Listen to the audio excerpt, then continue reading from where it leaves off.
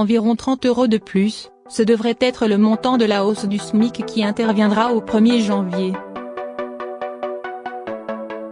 Elle lui fera franchir la barre des 1 500 €, le SMIC mensuel brut valant aujourd'hui 1 498,47 €. Le Premier ministre a pourtant annoncé dès la semaine dernière qu'il n'y aurait pas de coup de pouce. Ce n'était pas vraiment une surprise, le dernier coup de pouce date du 1er juillet 2012, sorte de cadeau d'arrivée du nouveau président, François Hollande. Pas de coup de pouce, mais une hausse automatique. Elle se cale sur deux paramètres, l'indice des prix à la consommation, hors tabac, des ménages les plus modestes, les 20% du bas de l'échelle des revenus, et le pouvoir d'achat du salaire horaire moyen brut des ouvriers et employés. Le regain d'inflation devrait pousser cette année la hausse du SMIC à près de 2%. L'année dernière, le SMIC avait augmenté de 1,2% à 1 498,47 €. C'était déjà la plus forte hausse depuis le coup de pouce de 2012, qui était de 2%, hors la hausse automatique. La hausse est trop forte, estime en substance la Commission 7.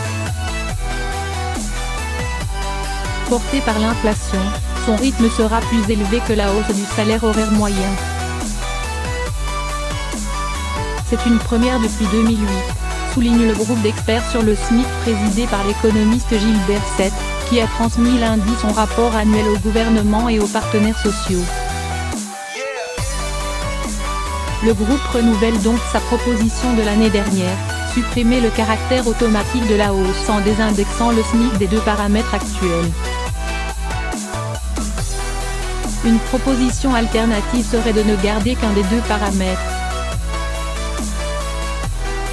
Il s'agit d'éviter que l'augmentation du SMIC entraîne par ricochet une augmentation de l'ensemble des salaires en bas de l'échelle. Ou, dans le cas où l'augmentation ne se transmet pas au niveau supérieur, qu'elle réduise l'éventail des salaires en bas de l'échelle.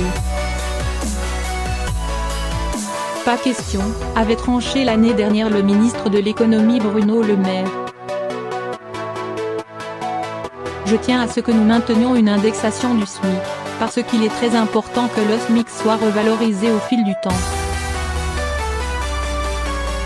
Il souhaitait surtout éviter que cette mesure, introduite dans son projet de loi PACTE, ne domine les débats au détriment des autres mesures en faveur des entreprises.